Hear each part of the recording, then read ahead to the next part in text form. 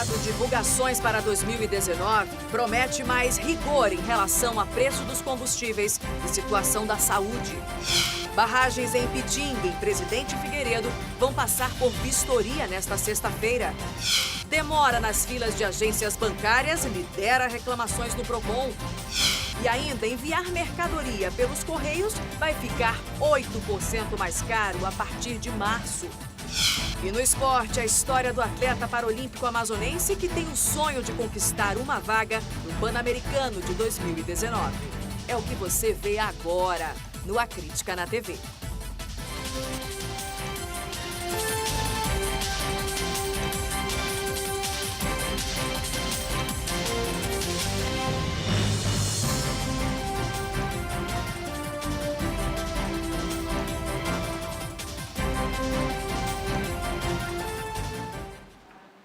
Boa noite para você.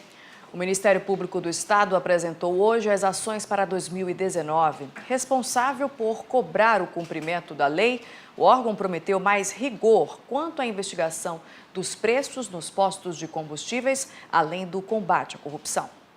O ano para os promotores do Estado já começou agitado. A instituição apura, entre outros casos, os aumentos excessivos nos valores dos combustíveis registrados no mês passado. A promotoria responsável pelo caso já solicitou dos postos de gasolina uma justificativa para a mudança repentina dos preços e aguarda a resposta.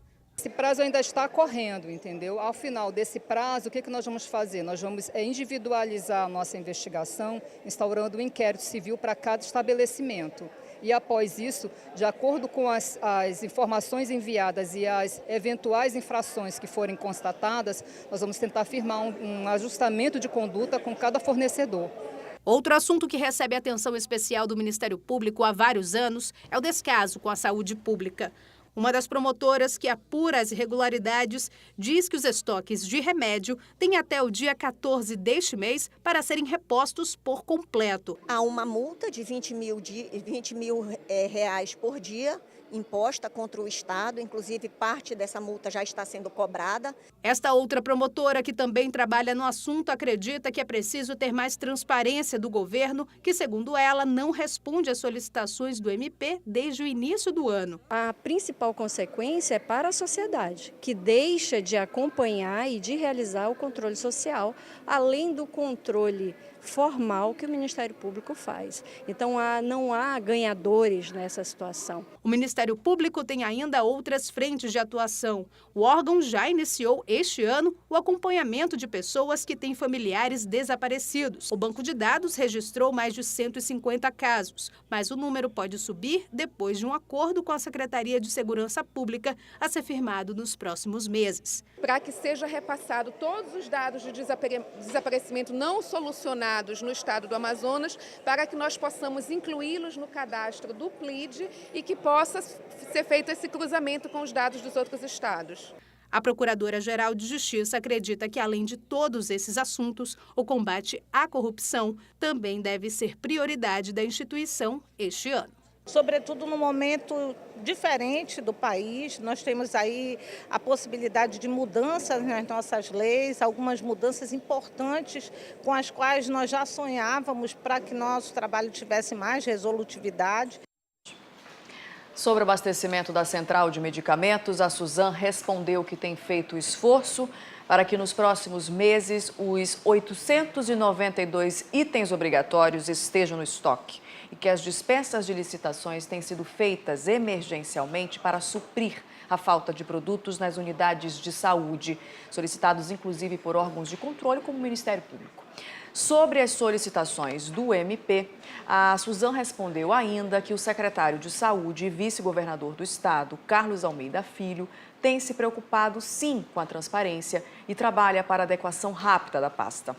A nota diz também que o gestor se reuniu no fim de janeiro com representantes dos Ministérios Públicos de Contas, do Trabalho e Federal e que já fez, inclusive, uma reunião com a Procuradora-Geral de Justiça, Leda Mar Albuquerque. As barragens na mina do Ipitinga, localizadas no município de Presidente Figueiredo, vão passar por uma vistoria amanhã. Ao vivo, a repórter Rosiane Chagas tem as informações. De fato, Rosiane, essa vistoria foi motivada depois da tragédia em Brumadinho, em Minas Gerais. Boa noite para você.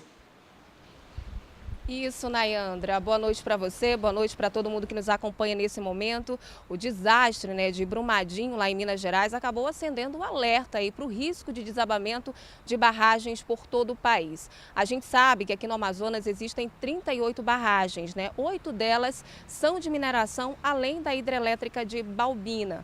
Essa fiscalização ela foi definida numa reunião que aconteceu no último dia 30 com vários órgãos, Secretaria de Meio Ambiente do Estado, IPAAN, Tribunal de Contas do Estado e Ministério Público. Quem vai ser vistoriada, como você disse, a barragem da mina do Pitinga, que fica ali no município de Presidente Figueiredo. O que vai ser vistoriado? Vai ser vistoriado os barramentos, de contenção dos rejeitos de minério e também da contenção de água. Essa barragem, ela pertence à mineração Taboca, essa empresa Mineração Taboca, e a vistoria vai acontecer nesta sexta e também no sábado. Vale lembrar que essa barragem, ela foi classificada com alto risco de dano associado, por isso essa fiscalização ela é tão importante. Além dessa fiscalização, vai acontecer uma outra também, só que essa ainda não tem data definida e vai ser feita pela Agência Nacional de Energia Elétrica, a ANEEL. Tudo isso para a gente prevenir um desastre que possa acontecer, como que aconteceu lá em Minas Gerais. Nayandra? Com certeza, Rosiane, prevenir de fato esse crime, não é verdade? Boa noite para você. Obrigada pelas suas informações. Vamos agora ao giro de notícias pelo norte do país com os repórteres da Record TV. O Ministério Público Federal está cobrando de empresas e empreendedores informações sobre a segurança das barragens de rejeito de minério no Amapá. A medida é para verificar a estabilidade das barragens, o cumprimento da legislação e atuar preventivamente para evitar tragédias ambientais e humanas como em Mariana e Brumadinho. O prazo para apresentar as respostas foi fixado em 20 dias úteis. Se descumpridas as orientações, o órgão alerta que medidas judiciais poderão ser adotadas. De Macapá, Neily Flan. 12 pessoas foram presas durante uma ação policial em Marabá, município do Sudeste paraense. Contra o grupo tem acusações de posse ilegal de arma de fogo, receptação dolosa e danos em área de preservação ambiental, ainda esbulho, um termo jurídico que significa se apropriar de um bem alheio, seja de modo violento ou clandestino, sem o proprietário saber, e pode ser um bem rural. Eles foram presos em uma fazenda e com os acusados foram apreendidas munições, serra elétrica e espingarda. De Belém, Priscila Amaral. Em Roraima, continuam os protestos pela manutenção dos concursos públicos. A reunião que era para acontecer na quarta-feira com o chefe do executivo não ocorreu. Cerca de 300 manifestantes se reuniram em frente ao Palácio do Governo no início da noite de ontem e fizeram atos simbólicos com velas cobrando providências. E mais manifestações estão previstas a acontecer hoje e ocorrerão caso o governo não dê uma resposta definitiva. De Boa Vista, Edilon Albino. E a Justiça Federal do Amazonas divulgou o resultado do primeiro leilão de bens apreendidos na Operação Maus Caminhos. O leilão foi em dezembro do ano passado e entre os bens já arrematados estão 8 carros de luxo e 2 lanchas. O valor total soma R$ 947 mil. Os valores arrecadados vão ficar depositados em juízo até a finalização dos processos judiciais da operação deflagrada pela Polícia Federal, que descobriu um desvio de recursos no setor da saúde em 2016. 4 lotes do leilão já foram suspensos por decisão judicial e os bens com propostas de arrematação totalizaram R$ 220 mil. Ainda de acordo com a Justiça Federal, o leilão é uma forma de preservar o valor dos bens, considerando aí a desvalorização rápida dos automóveis, por exemplo. O confisco dos bens ou valores só é efetivado caso os donos sejam condenados à perda dos bens. Aqui em Manaus, mais de 60 agências bancárias foram notificadas pelo PROCON no ano passado. E a campeã entre as reclamações dos clientes está a demora nas filas de atendimento. Henrique conta que é preciso ter paciência na fila do banco. Eu tinha que ir para a escola, aí eu fui umas 11 horas, eu estava indo voltei para casa umas meio-dia e meia já para casa. por conta que tinha muita gente mesmo. Para tentar evitar situações como essa, o Procon faz fiscalizações nas agências bancárias. Na última sexta-feira, 4 foram multadas por descumprir a lei das filas. Segundo o diretor do órgão em Manaus, as denúncias aumentam no fim e início de cada mês. Até o quinto dia útil, quando as pessoas recebem seus salários, benefícios, aposentadorias, pensões, o número de denúncias explode. E nós estamos fechando o cerco, nós estamos atuando com muita firmeza, com muito rigor contra essas agências. A gente quer que essa prática acabe, porque os bancos têm estrutura. Em 2018, o Procon Amazonas fiscalizou 248 agências bancárias, tanto aqui na capital quanto no interior. Em muitos casos, elas foram fiscalizadas mais de uma vez por conta de denúncias. Desse número, 62 bancos foram notificados pelas principais irregularidades, como a demora no atendimento dos clientes ou então a falta de informação sobre o tempo de espera na fila. É importante que o consumidor saiba que ele tem 15 minutos em dias normais para permanência em fila, 20 minutos em feriados e pós-feriados prolongados e 25 minutos em dias de pagamento de servidores públicos, municipais, estaduais, federais. É que o banco deve fornecer uma senha e que tenha horário de chegada nessa senha. E também é importante que o consumidor saiba que essa senha tem que ter um painel para que ele possa acompanhar o tempo.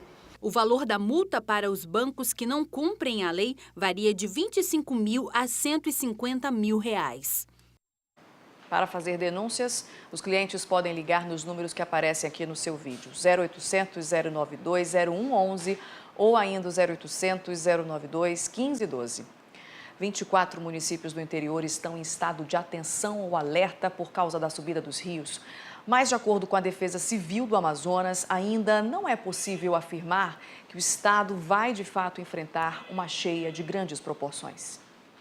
As alterações no nível dos rios são acompanhadas em tempo real no Centro de Monitoramento e Alerta da Defesa Civil do Amazonas. E pelo levantamento feito até agora, 16 municípios das calhas do Alto e Médio Solimões, Madeira e Baixo Amazonas estão em estado de atenção e 8 nas calhas do Purus e Juruá em alerta. A Defesa Civil conta ainda com informações da Companhia de Pesquisa de Recursos Minerais e do Sistema de Proteção da Amazônia. E mesmo assim, os órgãos ainda consideram que não é possível prever uma enchente de grandes proporções. Mas a Defesa Civil já começou a alertar os municípios a criarem um plano de emergência para evitar danos maiores com a subida dos rios. Aqui em Manaus, nesta quinta-feira, o nível do Rio Negro ficou em 24 metros e 56 centímetros. E só para lembrar, a marca histórica de subida das águas foi em 2012, quando o rio atingiu 29 metros e 97 centímetros.